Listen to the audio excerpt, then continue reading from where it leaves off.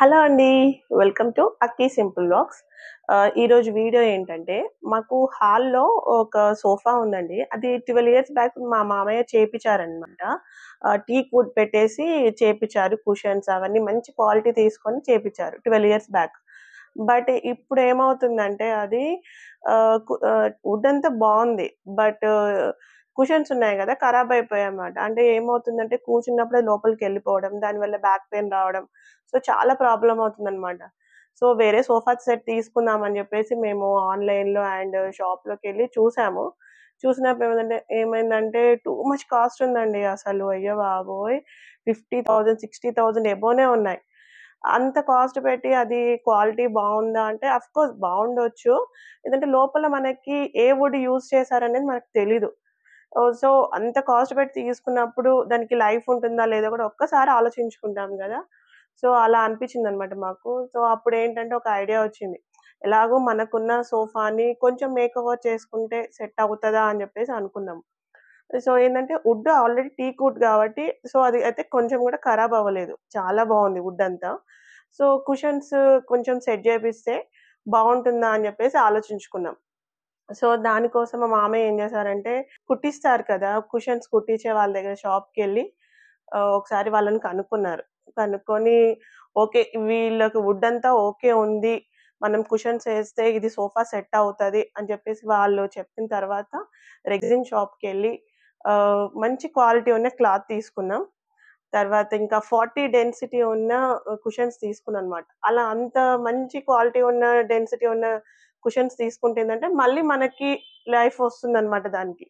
ఏంటంటే కొన్ని ఎక్కువ డేస్ అయినా ఎక్కువ ఇయర్స్ అయినా గానీ అది ఖరాబ్ అవ్వకుండా ఉంటది. నేను ఒక 15 ఇయర్స్ దాకైతే ఇప్పుడు అది ఖరాబ్ కాదనైతే షూర్‌గా చెప్పగలనది నేను. తీసుకొని మనం స్టిచ్ చేసే వాళ్ళుంటారు గదా!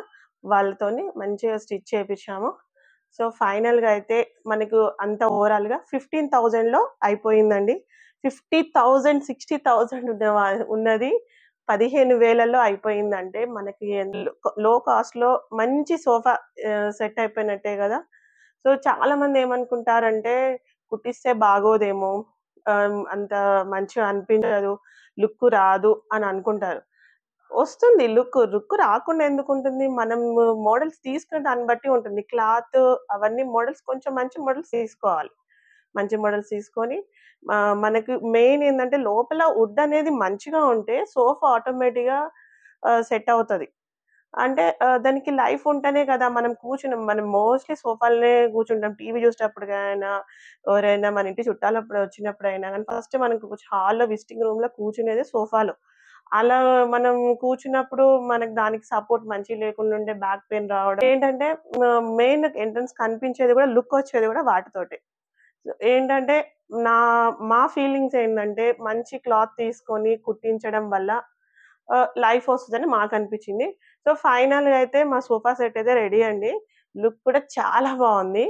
అండ్ దాన్ని స్టిచ్చింగ్ చేసేవాళ్ళు గూడా చాలా చేశారండి. అసలు ఏంటంటే మంచి మెజర్‌మెంట్స్ తీసుకొని పర్ఫెక్ట్ మెజర్‌మెంట్స్ తీసుకొని ఇంట్లోనే మా ఇంటికొచ్చి 2 డేస్‌లో ఫినిష్ చేశారు వాళ్ళు మొత్తం. చాలా బాగా స్టిచ్ చేశారు. ఓకే. వాళ్ళ కాంటాక్ట్ నంబర్ మీకు కావాలంటే నాకు కామెంట్ చేయండి. నేను కింద కామెంట్‌లో నేను రిప్లై ఇస్తాను. వాళ్ళకి నంబర్ ఇస్తాను మీకు. ఒకసారి చూపిస్తాను మీకు మా సోఫా ఎలా ఉందో.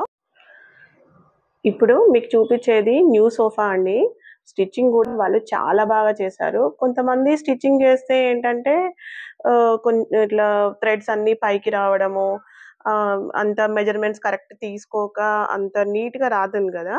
వాళ్ళేంటంటే చాలా బాగా స్టిచ్ చేశారు. చాలా మంచిగా అనిపిచ్చింది. చెప్పారు గదా! ఫినిషింగ్ అంటారు గదా! అది చాలా పర్ఫెక్ట్‌గా వచ్చిందనమాట. ఇదండి మా ఇంట్లో ఓల్డ్ సోఫాని మేకోవర్ చేసి న్యూ సోఫాగా ఎలా కొత్తగా చేసుకున్నామో, చూస్తానికి లుక్ గూడా చాలా బావుంది. మా హాల్‌కి అసలు అందం వచ్చేసిందనుకోండి ఈ సోఫా తోటి. ఈ వీడియో మీకు నచ్చినట్లయితే please like, share and subscribe my channel. By.